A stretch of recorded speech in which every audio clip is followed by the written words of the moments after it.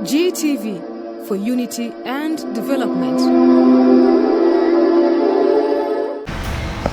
أعوذ بالله من الشيطان الرجيم. بسم الله الرحمن الرحيم.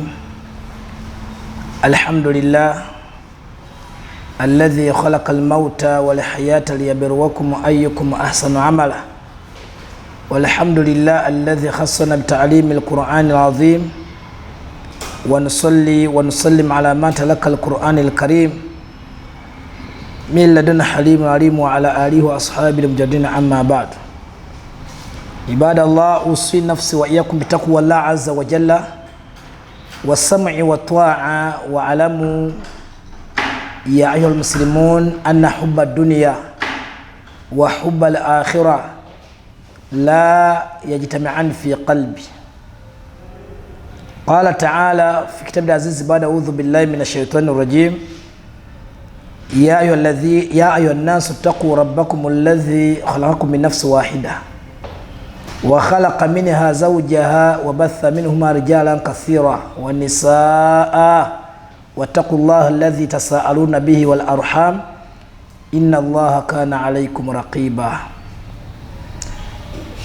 abawuliriza n'abalabi Bagi TV Global Television okusinziira akasozi akakulu ak'obusiraamu mu Uganda Muslim Supreme Council, ababuuzaako oluvannyuma lw'okutendereza ku Allah n'okusaalira ku mubaka Muhammadun sallallahu alaihi wasallama, amannya Dr. Sheikh Idris Kiyimba, munnakyotera Saafi, naye nga nsinzira ku Mutala Mubaraka Zone Makindye West Constituency, n'omutala ogwokubiri najja nankumbi. Ago ge maanyi g'ekisajja. Buli musajja ow'amaanyi gateekeddwa okuba nago. Musajja omutuufu tannyukira ku mutala gumu, alina okunyukira mu mitala egy'enjawulo. Ntendereza kuwa ekitiibwa Allah wamu n'okusalira ku mubaka Muhammadun sallallahu alaihi wasallama, nga tugenda mu maaso n'olugendo lwaffe olw'okufa. Mwe twajja eŋŋendo essatu ze nannyonnyola akabanga akayiseeko aka wiiki ng'emu, ti eŋŋendo ziri ssatu enkulu, whole journeys, eri omukkiriza yenna zateekeddwa okutunuulira enkaliriza. Ng'olugendo olwasooka lwe lw'obugagga nga tubukwasagana n'ejjana eyitibwa Firdaus, olwo sinnalukwatako kujjako akatono ennyo.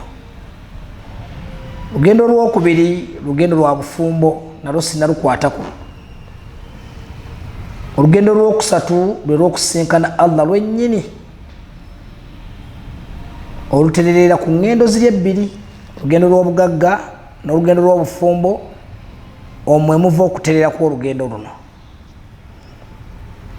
Ne mbagamba nti olugendo luno olusembayo lwe tujja okutandika nalwo lujja kutufoosinga okuddayo okuwuliriza eŋŋendo ziri ebbiri, nga n'olugendo luno olwokusatu rihlatu ila Allahi tabaraka wa ta'ala, olugendo oludda eri Allah, nakyo nga kikiyitibwa okufa, kyetwagamba nti abakkiriza tukifuula olugendo lw'okusenkana mukwano gwaffe ow'ekitiibwa Allahu subhanahu wa ta'ala.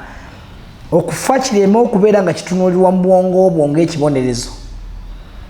Kigambo okufa kireme okutunuulirwa mu bwongo bwo ng'ekizibu.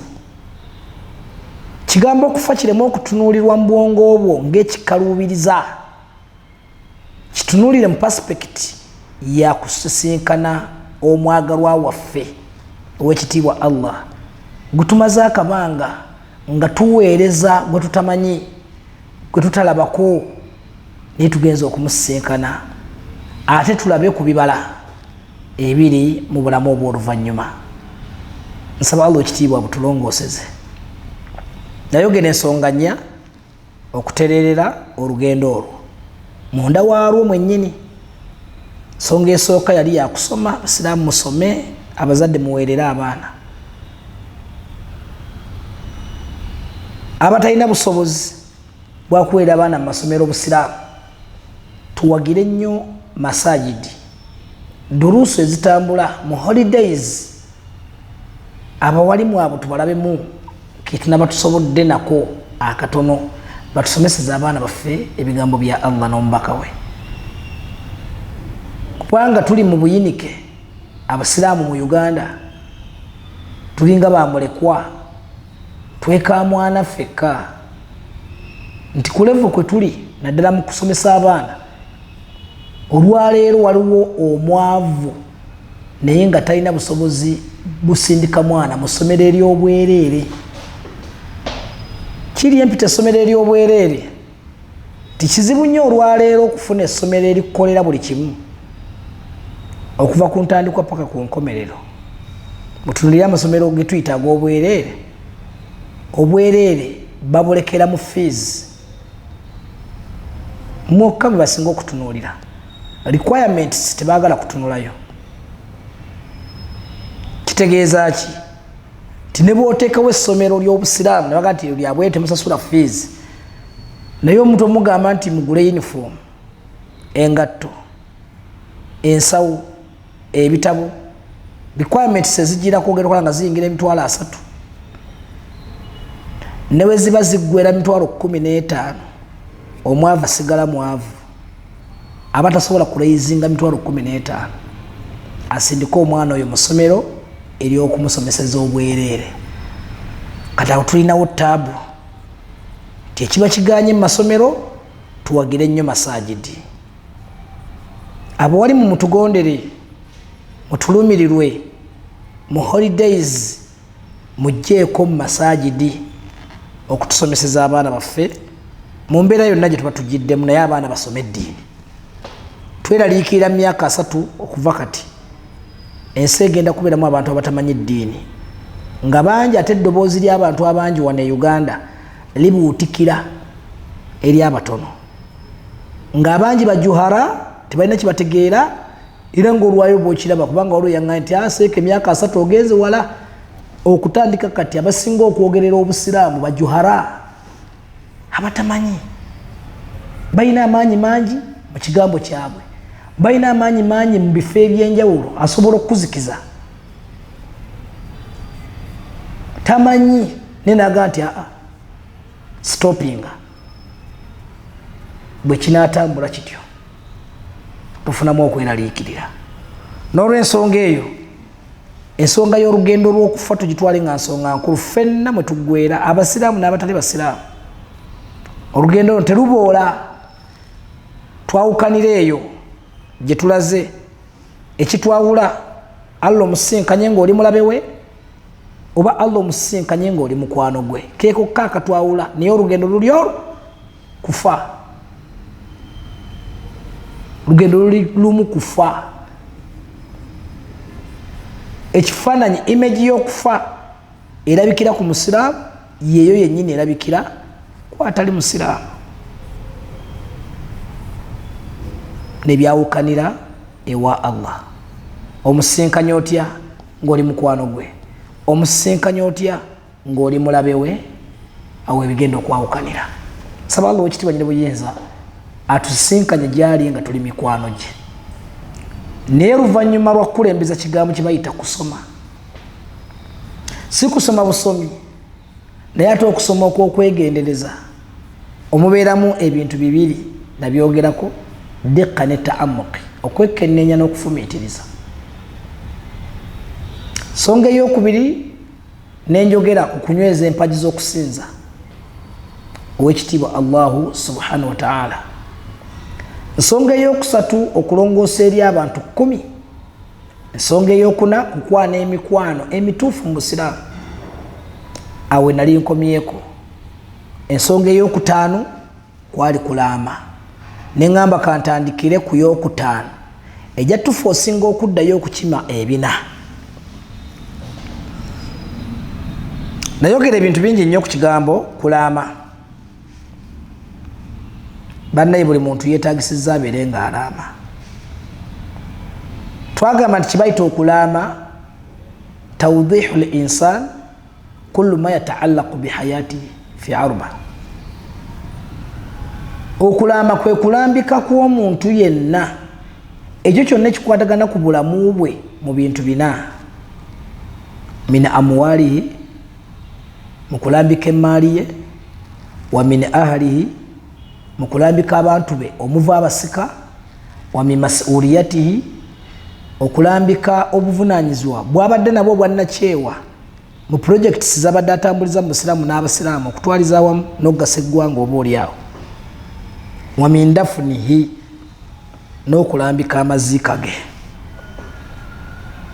Yenna alina ekiraamo nga takirambidde ku bino ebintu bina, ekiraamo ky'olaamye kifu.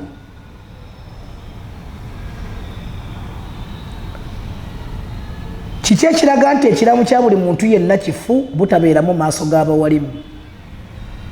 Buli w'obanga olina ekiraamo kyonna tiseeka nze nalaama naye ng'ekiraamo kyo tekirimu maaso g'abawalimu, kiraamo kikyamu. Ate si buli muwalimu tasobola okubeera omutuufu okutunula mu kiraamo kyo. Si buli muwalimu, wabula gw'omaze okufunako obukakafu ti ono ebintu by'okulama abitegeera. Atambulira qala Allahu ta'ala qala Rasulullahi sallallahu alaihi wasallama, nga bwe tugenda okujja nga tubirambika mpola mpola. Tulambikira ekiraamo mu Qur'an ne mu hadith, tetwerabira kujjayo urufu embeera nga bwetambula mu society. Ekyo nakyo tekirekebwayo. Kitugamba nti obusiraamu bubeera n'amasiga asatu. Essiga erisooka kitaabullah, essiga eryokubiri sunnatu nabiyillah, essiga eryokusatu al aql. Ago ge masiga asatu agatambuza obusiraamu wonna we bugaziira. Kutunulako mu bigambo bya Allah, okutunulako mu njigiriza z'owekitiibwa omubaka Muhammadun sallallahu alaihi wasallama, wal aql, n'okukozesa nakyo intellect, nakyo wisdom to discern something. Tulina okukozesa amagezi amazaale nga tukola ebintu bino. Kyova olaba bavuunula ekigambo ilimu eya faraid. Ilimu faraid, ilimu ekwatagana ebyobusika, ne baga nti al ilmu yu'rafu bihi ahkam taqsim al mawarith. Ekiyitibwa ilimu y'ebyobusika, ilimu etandikira omuntu mu kumulambika mu bintu bino ebina byenjogeddeko, kubanga bibitambulira mu busika: emaali, abantu bo, obuvunaanyizibwa bwo n'amaziika go. Kwe kumanya oba gwe musomo omuntu kwamanyira ennamula z'okugabanya emaali y'obusika bitariqi dalili, nga tugoberera ekkubo ly'okuleeta obujulizi min kitaabillah, okuva mu Qur'an wa min sunnati nabiyillah, okuva mu njigiriza z'owekitiibwa omubaka Muhammadun sallama, wal aql, n'okussamu amagezi amazaale. Wa fi riwaaya, mu njogera endala bakassaako okumanya ennamula ez'okutakusiiminga al mawarith, ebyobusika, hisaaban, ng'oli mukugu nnyo mu bibalo, hisaaban, ng'oli mukugu nnyo mu bibalo bya faraidu, wa fiqhan, ne mukutegeera ennyo, n'okubanga omanyi okubala fractions nga bwe zirina okubeera nga zitambula, ebikyukakyuka mu fractions bingi. Wa fiqhan, ate ng'olina amagezi amayitirivu, nakyo intellect, nakyo wisdom, omanyi okudisaninga n'opima. Kino bwe kiba kijjidde mu mbeera eno olw'ensi mwe tuwangaalira, ensi mwe tuli tulina offices bbiri zonna zikola ku nsonga emu, nga waliwo woofiisi esinga amaanyi okusinziira ku mbeera gye tuwangaalira, nti woofiisi ya gavumenti wa administrator general naye akola ku nsonga z'ebyobusika. Ebitagala kuffe byambusibwa. Tulinamu abatamatira sharia bajja bitwale wa administrator jeno bwe binatuuka eyo reaction kyegenda okusinzira wa administrator general akola ku byobusika mu office ya government ngedda mu office y'obusiraamu ebyo byonna omuwalimu olina okuba nga omanyi okubizanya era bwe tuba tusoma ebintu bino tolekayo okusoma amateeka gansi bwe gatambula ku nsonga z'ebyobusika tosoma kya busiraamu kyokka tuli mu nsi eri mixed up ntabule ate nga office eri erina amaanyi mangi kubanga yefuga eggwanga Quran nesigaza amaanyi matono nnyo agenzikiriza eri mu ggwanga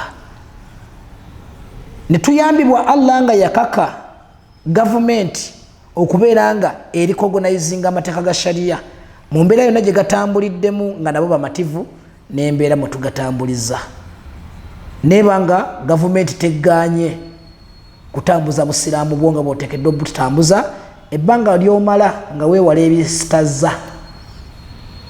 ebyesitaza community oba eggwanga nation our nation kakibayita tudisaan olina okubeera nga opima okola kiyas wal hikima wal faham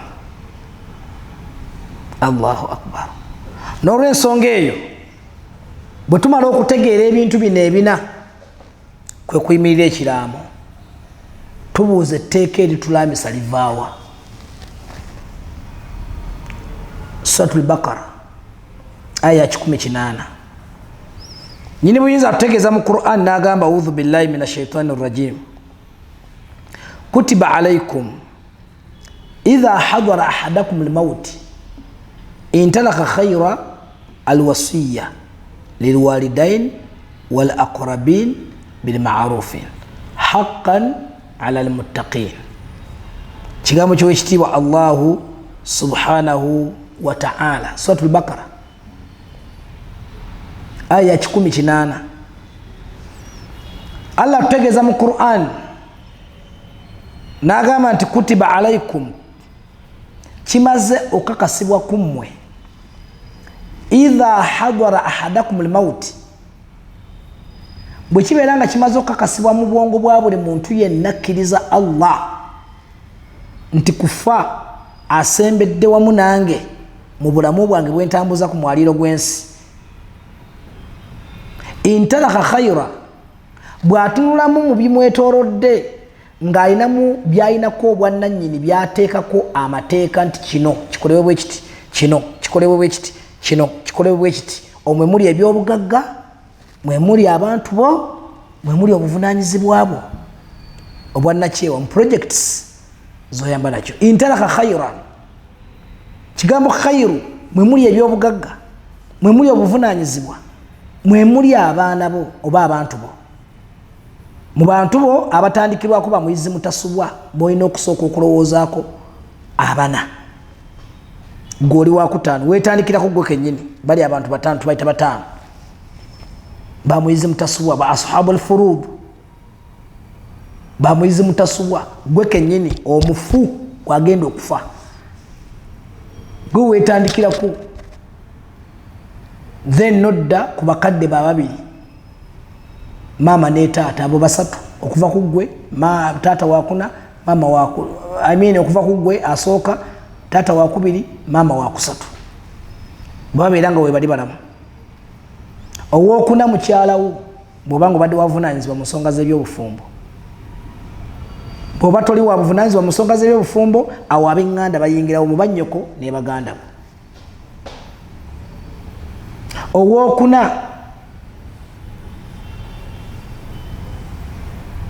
owookuna yabadde mukyala owookutaano omwana wo oba wabulawo oba wamulenzi nga bwe tujja okulaba mu maaso awo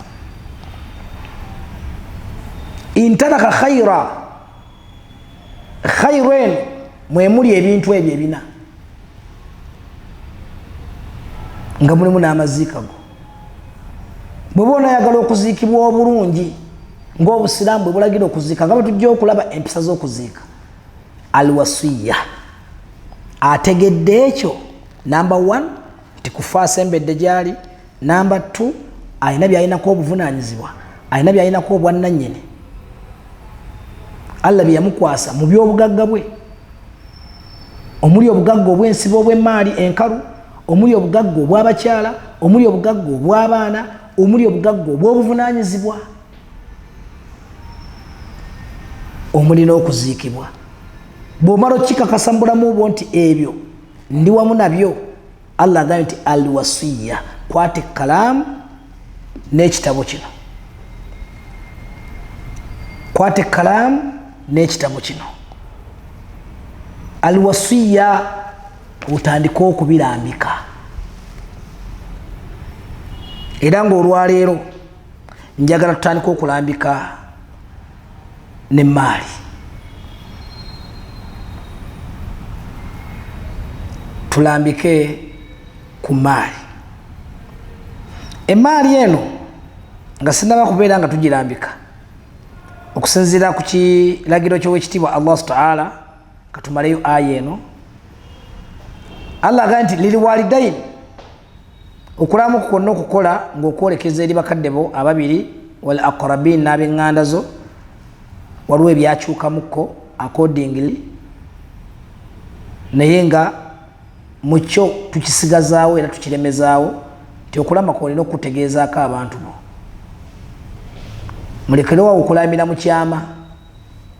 Ebimu kubisse okulama nja kujja wano nga tugenda kusoma ebitta ekiraamo nga kibadde kirungi, naye bitera okukitta ne kigaana okubeera nga kikonsidaringibwa, kigaana okwesigibwa. Biva ku ki? Tujja kubiraba, naye ekimu ku byo kulamira mu kyama.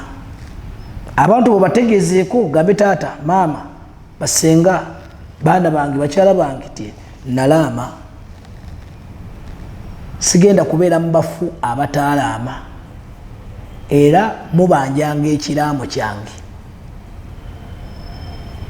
Okubanja okwo mukwolekezanga sheekhe fulani, sheekhe gundi, nga bwe nabaga nti amaziika go fuba okulaba ng'ogaleka mu mikono gy'abawalimu. Tekitegeeza nti imaamu oyo alina ekiraamo kyange naye ebikwatagana okulama kwange byonna yabimanyi. Mubanjanga imaamu gundi, twagala kulaba kiraamu, yajja kusala amagezi gonna ebiraamo gye nabissa okubeera nga bivaayo. Kasita oyogera ekyo n'okyogerera mu bantu bo ne bakitegeera, abange ti muzeeyi yafa tugambye nti yalaama, naye yatugamba nti ensonga z'okulama kwe tutunuulire seeka gundi. Mbeegayiridde ensonga z'ebyokulama kwammwe mubitunuze mubawalimu. Tokweka kulamako, naye ate ekiraamo kyo kisobola okukwekebwa. Kikwekebwa kitya? Tujja kulaba insha Allah. Naye ennaama togikweka. N'ebimu ku byewalaama beera ng'obyeyogezayogezaako mu bantu, mu societies muwangaalira. Banagenda okusoma ekiraamo nti awo watuufu, kubanga ne bwabadde omulamu abadde akyogera lunye, ne bwabadde omulamu abadde atugamba bwati, abadde atugamba bwati, abadde atugamba bwati, abadde atugamba bwati. Ebiseera ebisinga tewaliwo kyetaagisa kukweka kiraamu oba byolaamye, naye ekitabo nga kino ky'okusinziira ku mbeera gye tuwangaaliramu kyagala okuteeka awantu aweesigibwa. Abakujjukujju bangi, naye ebiwandiikiddwamu munda byo tokweka, byeyogezeyogezeeko. Kino ekitabo kijje nga kikakasa bukakasa bye wayogeranga ng'okyali mulamu. Bwe banaasoma ekirabo bati bajja kugamba nti kituufu, kubanga abadde akitugamba lunye, abadde akitugamba kaati, ekyo nakyo kituufu, ekyo nakyo kituufu, nga bagenda bakuwona mu bukoonyi. Okiwulira? Baako nekyoyogera ku byobugagga bo, baako nekyoyogera ku baana bo oba ku bantu bo okutwaliza awamu, baako nekyoyogera ku buvunaanyizibwa bw'olina bwannakyewa, baako nekyoyogera ku mazika ku bw'oyagala gafaanane. Bye bintu bina. Articles eza will, articles z'okulaama. Ennyingo ziri mmeka? 4 kwe tulaamira. Allah agambye nti bil ma'ruf, mukakasenga ebintu mubisengese nga bwe mbyetaaga. Kati okutegeera butya Allah bw'ayagala tusengeke ensonga z'okulaama kwaffe tulina kuyita mu bawalimu ate ababitegeera. nze mbeera free nnyo okundaba ne webasaawo emu nsobola ogikuwa buli lunaku tubeere nga tulambikayo peegi emu ku bbiri naye olaame ennaama entuufu allah kyaga nti bilmarufu olina okukakasa nti ebintu bitadde mu layini nga allah bwajagala kyava agamba nti haqqan ekyo kimaze okubeera nga kikakasibwa era lifuuse etteeka ala almuttaqin eri abalimu okugulumiza amateeka ga allah abalimu okumutya gwe atalimu kutya allah lamanga bwolaba lamanga bwowulira era abantu bangi omugamba bino ye nateekawo ebibye ye nalamanga bwayagala allah amaze okugamba nti kino ekinyonyoddwa kimaze okubeera nga kikakasibwa ku abo abalimu okutya allahu subhanahu wa ta'ala owekitiibwa omubaka muhammadun sallallahu alaihi wasallama ng'ayongera okukkaatiriza obukulu bw'ekigambo kulaama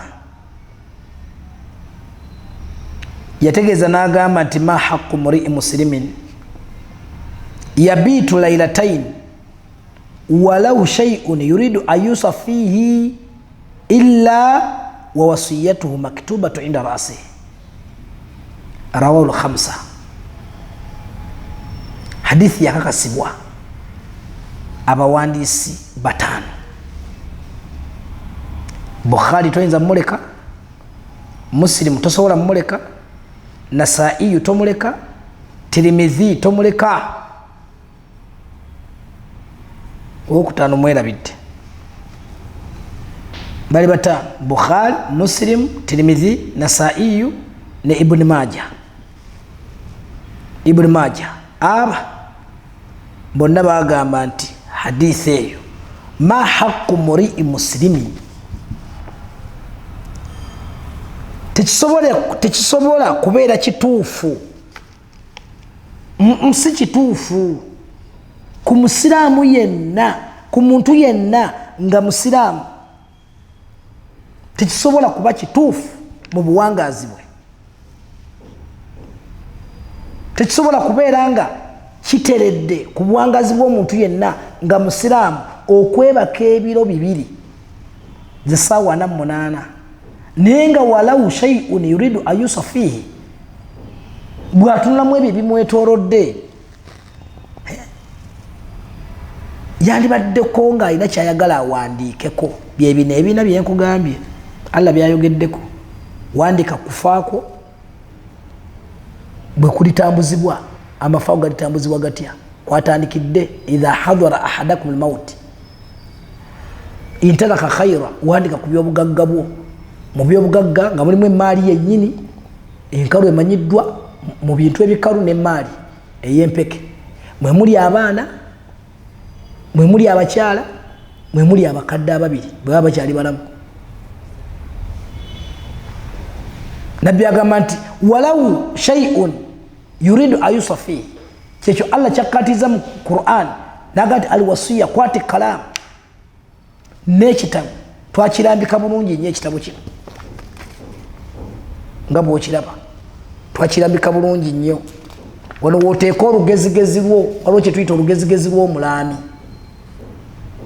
olugezigezi lw'omulaami tujja kululaba mulimu abantu abazanyira mubiramu byabanne nga bamaze okuvaawo alaba nti takyesobola buli kimu baagala omumutegeerera byo bye basomye mu kirambo nga tebijja mu bwongo bwabwe babikyuse nga bye baagala olina okussawo olugezigezi olujja okukuyambako okukuuma ekiraamo kino naye olugezigezi olusiraamu toteekamu olugezigezi olukafiiri wano kweyanjula gwani alaama wano bantu bo omuli n'ebakadde bo botandikirako bakadde bo n'ebakyala bo wano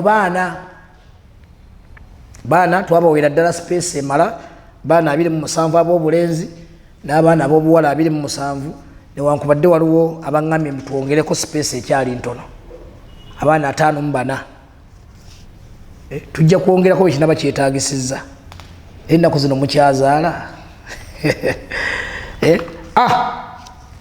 kati wano ge mazika go gatandikira wano amazika go wano wonna mazika oyagala gatambuzibwe gatya obusiraamu ebirungo by'okuziika ebirungo by'esswala y'omufu sunna z'okuziika byonna wano bya bugagga wano kulambika bya bugagga ebyewala n'ebyokumpi ebijjuruka n'ebitajjurukuka ebivunda n'ebitavunda awo wonna bya bugagga wano mabanja wano wonna ababaddewo kiramu kirina okubaako abajulizi abaddewo ng'olaama tolaamira mu nzikiza baako n'abantu abagundivu bakakase nti omusajja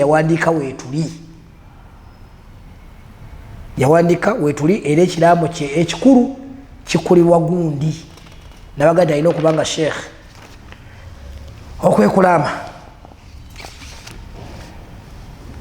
nabbi agambye nti bwobanga olina ebyokuwandiikako teweebaka biro bibiri wa illa omuntu yeebaka ebiro bibiri ng'ekiraamo kye kimuli mitwetwe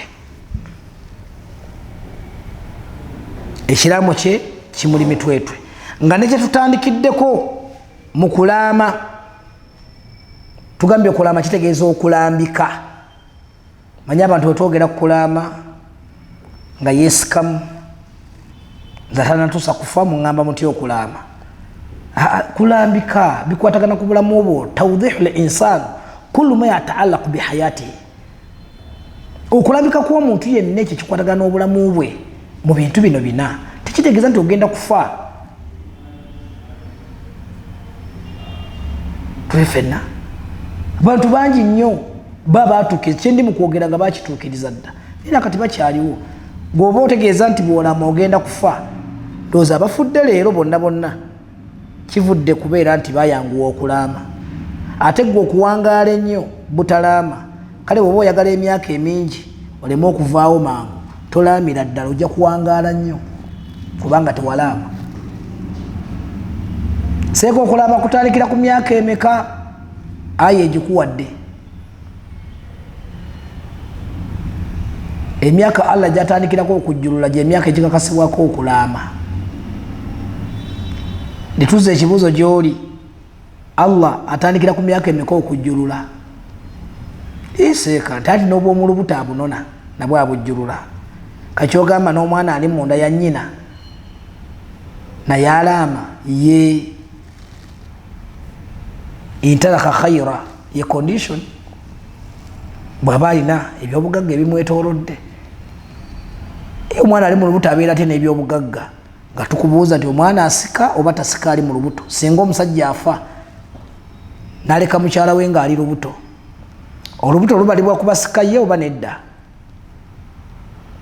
buli omu alina bwakitunuulira mu bafukaha fe abamu tukitunuulira ng'olubuto olwo lulina okufuna omugabo gwalwo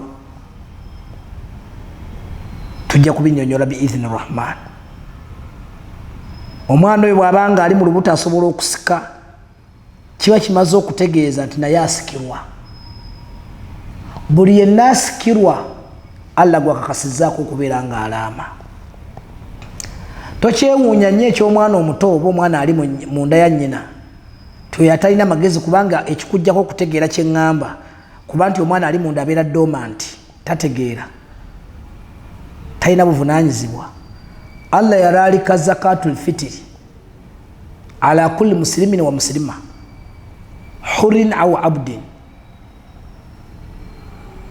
swagirin au kabirin akembadde njagalamu mbalaliseeko muwe zaka ya fitiri ku buli musiraamu yenna omwami n'omukyala eyeekozesa ne gwe bakozesa omwana omuto n'omuntu omukulu bwe tutuuka ku mwana omuto Abu Kiraba agamba nti ffe zakatul fitiri yatwewuunyisanga nnyo mu kukakata kwayo hatta ma fi batni ummi netuka ku tifur ku mwana omuwere ali munda ya nnyina bagiweranga n'olubuto zakatul fitiri olubuto nalwo lugiwa kakati omwana ali munda mu lubuto atalina bizinesi ali dormant kisike okukyeta ku kino kyetugamba. Ate Mungu agamba ati awe zaka atalina business atalina byanfuna. N'ekyo twayangu okitegeera nti ffe abaliwo abamanaginga tumutegeerera mu buli ensonga n'ebintu by'okulaama omwana oyo mumutegeerere. Nabbi yagamba nti n'emmaali y'omwana omuto mugigabenga mu shariya. N'emmaali y'omwana omuto egabibwa mu shariya. Naye wano mukolo ki gwe mwali mukoze ne muyita abantu tugenda kugaba mmaali ya Murshidi. Murshidi aluwande tuyo mwana waffe yafa nga wa myezi 9. Nga wa myezi 9 yalina ebibye endege, yalina ebibye engoye ze, yalina ebibye ebyokuzanyisa bye, yalina ebibye hatta n'abaana abo ne batuuka okuba nti basobola okubeera n'ebyobuvunaanyizibwa ng'amayumba amamotoka. Mu myezi bwezi mwana nga wa myezi naye ng'alina ennyumba, alina ebizimbe, alina faamu, yabisikira ku kitaawe. Taata agenda okufa nga akaana kali ku bbeere kasika. Kati engeri gy'asise kimaze okukakata ku mwana oyo nti naye asikirwa. Kasobola okuva taata amulese wa myezi 2 ku myezi 9 Allah naye n'amujjulula omwana n'awerekera kitaawe. Abanga ebintu omwana ono byeyagabana ku kitaawe ye mmaali ye egabibwa mu shariya. Bwe banga emmaali ye yekakasibwako okugabibwa mu shariya erambikibwa before ng'omwana ono tannafa. Kitugambye nti okulaama kukwata bwe ku buli yenna akakatibwako okufa. Buli yenna awulira nti ajja kufa alaame, gwatajja kufa kwe tolaama guno omusomo tegukwatako. Buli yenna ataafe bino tebina we bikwatirako. N'olw'ensonga eyo tugambye nti ekiraamu kirambikibwa ku nnyingo 4. Ennyingo esooka kulambika bya bugagga. Kyenjagala okukoonako mu ddakiika zaffe ezisigaddeyo. Mu kulambika ebyobugagga tekitegeeza kubigaba ng'abamu bwe tutera okukola. Okulambika ebyobugagga tekitegeeza kugaba. Bwe mbanga nfudde kino kya mukyala wange, bwe mbanga nfudde kino kya maama wange, bwe mbanga nfudde kino kya baana bange, bwe mbanga nfudde. Okwokulama si kutuufu. Okwokulama si kutuufu. Wabula bagambye lambika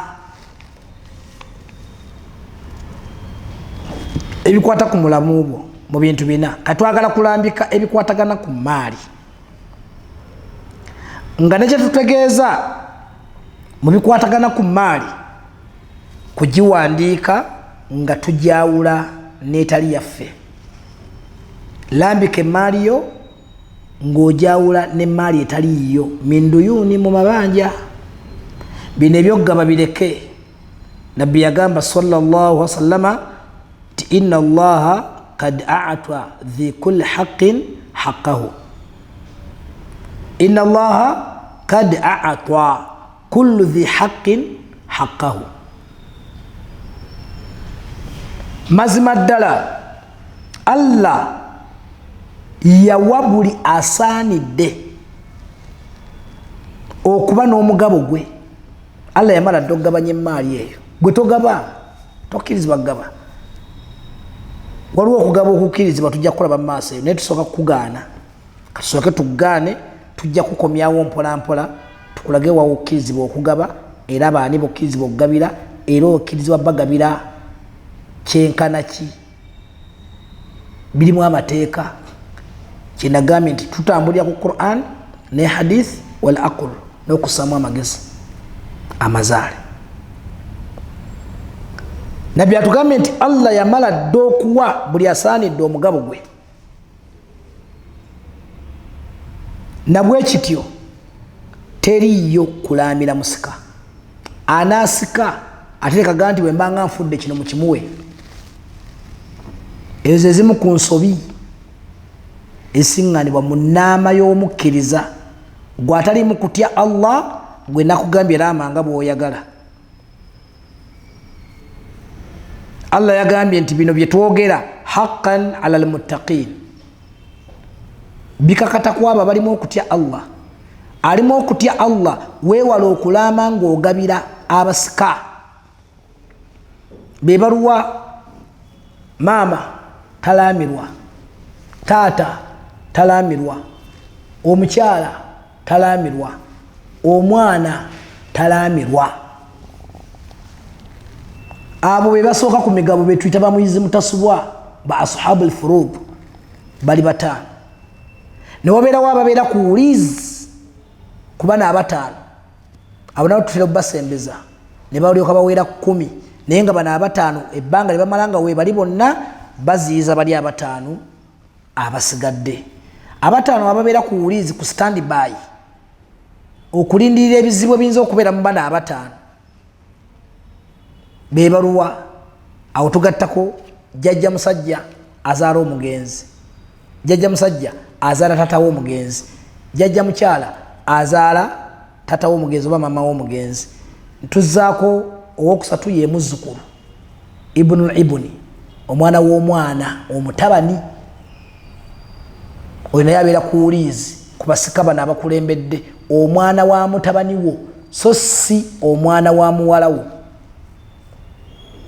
Omwana wa muwala wo tasembera ku busika, yayina ekika ekiki eri muwala wo gye yafumbirwa, ye tasembera ku bano. Ne tugamba omwana w'omulenzi, omwana wa mutabani wo ibnul ibn, ne tugattako al akhi, al akhu muganda wo. Oyo naye abeera ku wuliizi, then asembayo ye ukhtu mwanyoko. Be bantu bataano ababeera ku wuliizi okulindirira ebizibu ebigwa mu bali abataano abakulembedde. Omuddu afa nga talese baana, olwo bano batunuulirwa abataano ab'oku stand by. Omuddu afa alese abaana naye si basiraamu. Omuddu afa alese omukyala naye yava mu busiraamu. Oba omukyala alinga akyali mu maka ng'abantu balowooza nti akyali mu kaagundi naye nga yamutalaka dda, afudde talina mukyala, naye nga ekifaananyi kitulaga nti omukyala mu maka mwali yamulekamu nti yamufulumya n'abeera omwo, naye nga amaka gaafaawo dda. N'ebizibu ebirala bano babeera ku wuliizi, babeera ku stand by. Naye bano abataano abakulembeddwa nkwegayiridde tolaama, wabula kye bayita okulaama kwewa obwannannyini oba okwegazaanya mu buli kyonna ky'oyita ekikyo mu buwandiike ti kino kyange, naye ng'owandiika n'okwegendereza kwe kuluwa nga weewala okwewa ekitali kikyo. Mu mabanja galimu emiteeko nga 7. Amabanja mu bikozesebwa mu kuziika, eyo bikkirizibwa okugibwa mu maaliyo. Lwaki batugamba okulambika emaali eno? Allah kyayagala tutuuke ogigaba ng'etukudde. Emaali ezisinga ezigabibwa zigabibwa nkyafu, tezitukula kugibwamu mabanja. Abaana bano abakyala n'abazadde betulabye ab'omufu ne basikira emaali z'abantu ng'ate balamu bannannyinizo. Abala tusikira emaali z'abantu abaafa edda, naye ng'omugenzi ono yagaana okutwala ekintu kino mu famire y'omuntu oyo yafa ate kati naye afudde. Tusikira emaali enkyafu. Kino ekintu kikwata nnyo ku bantu ba famire. Mwe musinga okutawaanya amaziika naddala mu maali y'omugenzi gy'alese. Emaali gye mutali mayiti omufu gwe mutalinaako taabu ye mufu omwavu, oye mumukasukira omuzikiti. ayi maama ono abadde musaazeewo era ndowooza byonna ebikwatagana n'okuziikwa kwe ndowooza era gwe olina obikulemberamu awo mwanguwa okutukasukira omufu omwavu naye omufu omugagga la hawla wala imaamu tayogera awo imaamu aba takyayogera omufu nga alina kantu awo mukulu wa kika awo omwana aboggola awo omukyala aboggola tata w'omufu aboggola maama w'omufu aboggola owooluganda yenna aboggola kubanga afudde aliko ak'okulya mwe kyembagamba naddala abagagga mukakasenga amaziika gammwe mugaleka mu mikono gy'abawalimu mugaleke mu kasitode y'obusiraamu wamu n'emmaali zammwe amaziika gammwe amafa gammwe n'emmaali zammwe zonna mukakasenga mutuukibwako okufa ng'obulamu bw'okufa kwammwe kwonna n'emmaali zammwe biri mu kasitode y'obusiraamu ku mugi ku masigidi w'obasinga okutegeera abo nga be basalawo ku maziika go be basalawo ku mmaali yo so si baŋŋanda si bantu abakusemberedde abantu ab'eŋŋanda zaffe be basinza okutawaanya amaziika gaffe wano ekifaananyi ekyokungulu batulaga nti balumirirwa nnyo omuntu waabwe naffe ensi nekkiriza nti ffe tetusobola kuba na bulumi kusinga bali bantu be bazaalibwa nabo era ne mbwongo okibuuza n'ogamba nti muntu kyagenda okuba n'obulumi ku mufu ono okusinga omwana we gwazaala naye nga kisoboka nimbwongo olwali tulabanga ekitasoboka ani ayinza okuba n'obulumi eri ku mufu ono okusinga kitaawe amuzaala okusinga mukyalo we badde beebikka essuuka emu naye nga kisobokera ddala omuntu bwafa abantu be bonna babadde atambuza nabo obulamu bw'ensi bateekulwamu emiteeko 5 bino byembagamba biri mu risaaki ezizange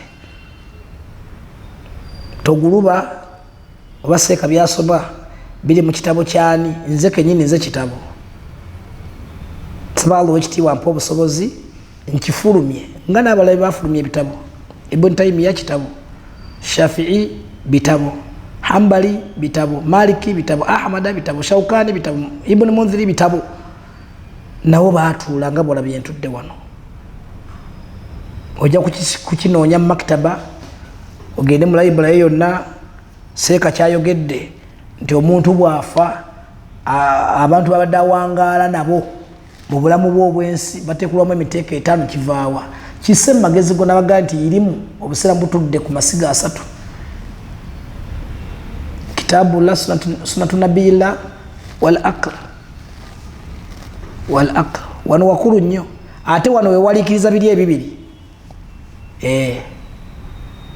kiriza obagaana think tank yeyo mutwe gwo gye bayita think tank yeyimirizaawo Quran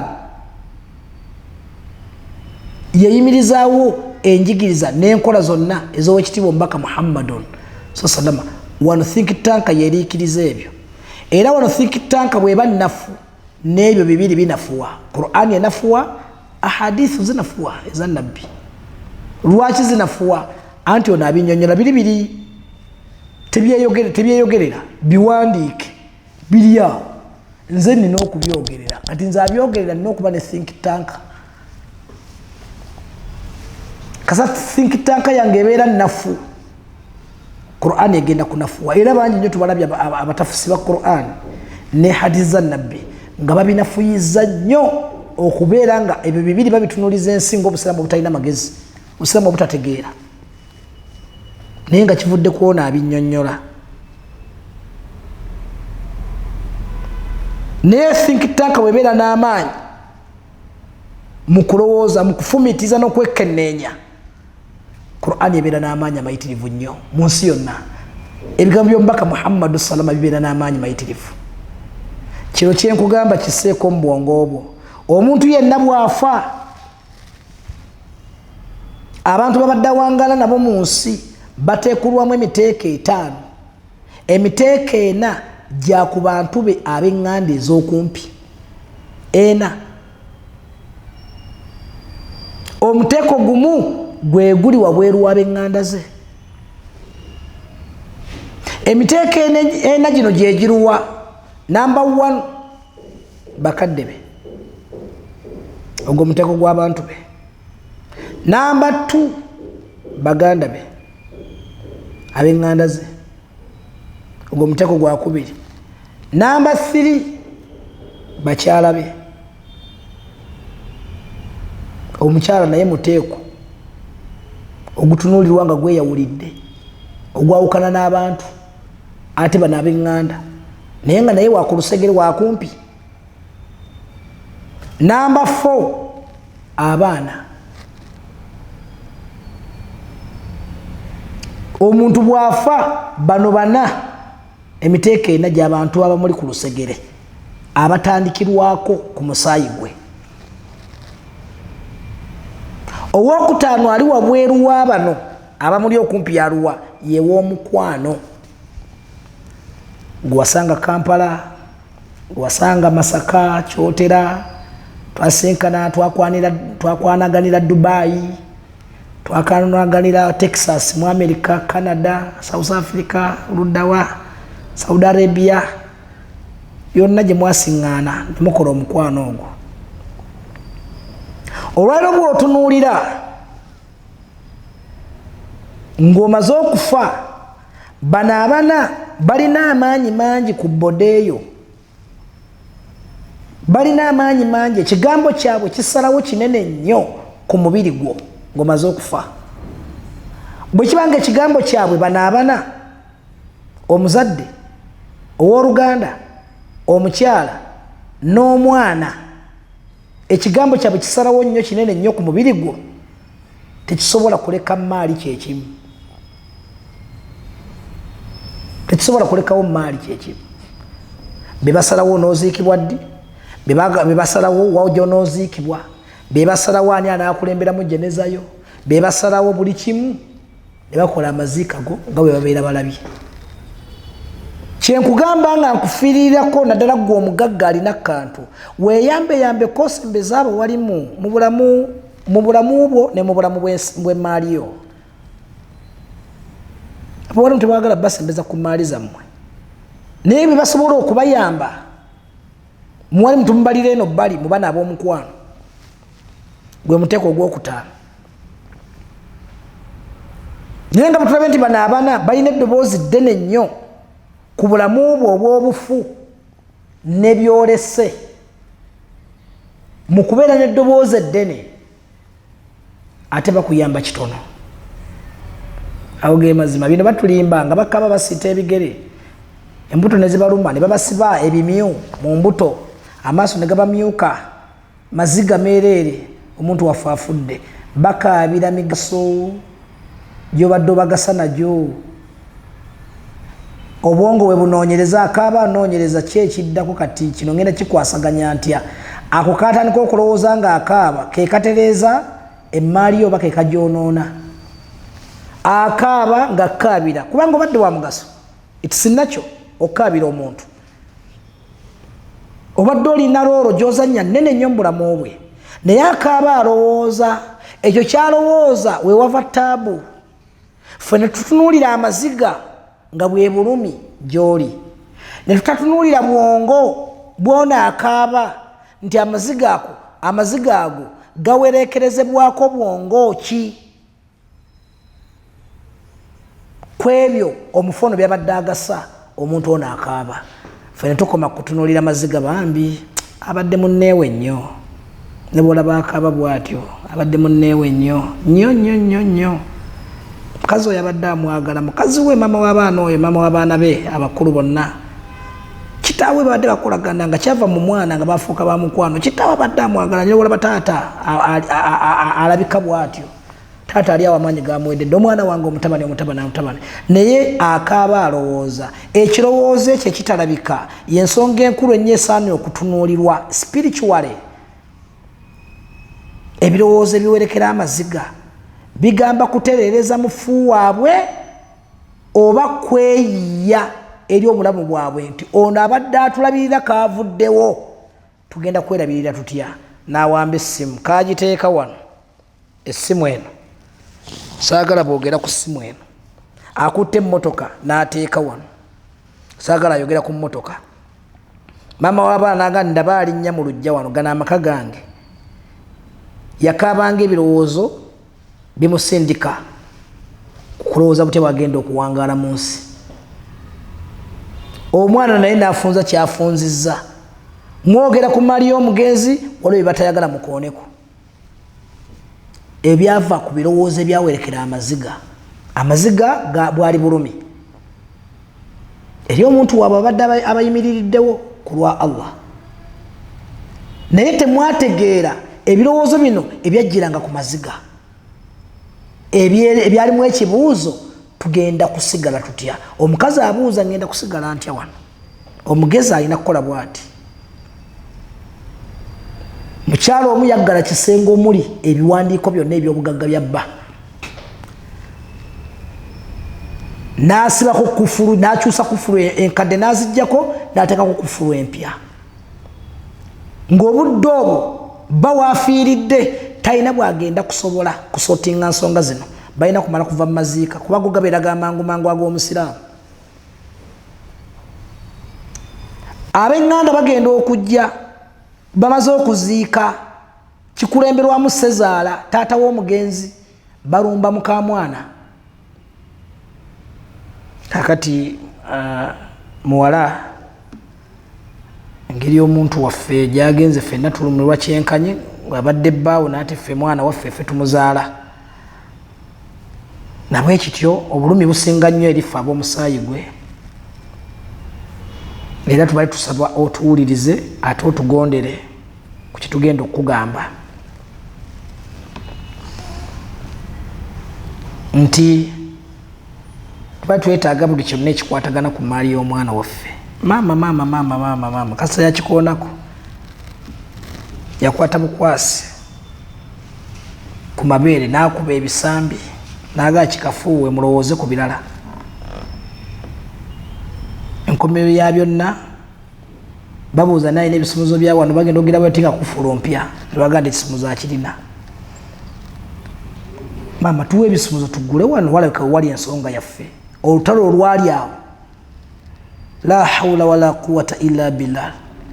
Mugende mugulewo nti wa bamufukutte bamufuuziza bisa mufunza obudde buweddeyo. Ebisumuzo byabuze omuddu omu alowooza kuba eŋŋanda n'aga nti ateeka okuba nga yabitadde mu mbugo. Abakulu embugo muzitegeera. Abange Sezaala aga nti abange temunswaza mu maaso ga mukamwana kutaganjula mukazi nga ndi wano. Omukazi n'aga nange bwe biba bituusaawo okuntaganjula kutuuka kunkwata mu mbugo mukkirize mbawe ekisumuzo mu mirembe. Kale kituwe mu mirembe. N'ayingira mu kisenge n'ajjako engoye zonna najja n'ekisumuzo ng'akiwuuba bw'ati ng'ali bwereere nga batudde mu ddiiro. N'aga nti ati mwagala bintu bya muntu wammwe n'ebino eby'obugagga bwe temubireka. Bwe mba mutwala emmaali yonna nene emmaali ye nga bw'asonga ku mbugo. N'aga nene emmaali ye naye mugitwale. Kakati abantu abo balabamu omutima ogulumirirwa omuntu ayingidde kabuli wali ng'ali wali nga n'ettaka terinnakala. Kye mbagambye ndi ku kigambo ky'emmaali nga ndi ku introduction yaayo sinnalambika maali naye engeri gy'olina okuyisaamu emmaali yo ng'okyali mulamu ng'otunuulira abantu bano abataano abana abakulusegerero naye weerabira nnyo ow'okutaano ono ye w'omukwano yayinza okukuyamba. Amaanyi alina matono ku bbode ye nga togaleseewo mu buwandiike naye amaanyi g'ono ow'omukwano bw'ona ogalekawo mu buwandiike mu kiraamu ajja kuba n'eddoboozi ddene nnyo erisinga bano abantu abana. Nsaba Allah ekitiibwa atugase n'ebyo twebulidde nabyo atuwemu ekyokuyiga nga kya muwendo insha Allah. Awo we tulitandikira. Aqulu ma tasma'un wastaghfirullahi li wa lakum wa lisabsamina min kulli dhanbin fastaghfiruhu innahu huwal ghafurur rahim wa huwal barur karim. Nsigadde Dr. Sheikh Idris Kiyimba insha Allah. Tutambula nange n'olugendo lw'okufa. GTV for unity and development.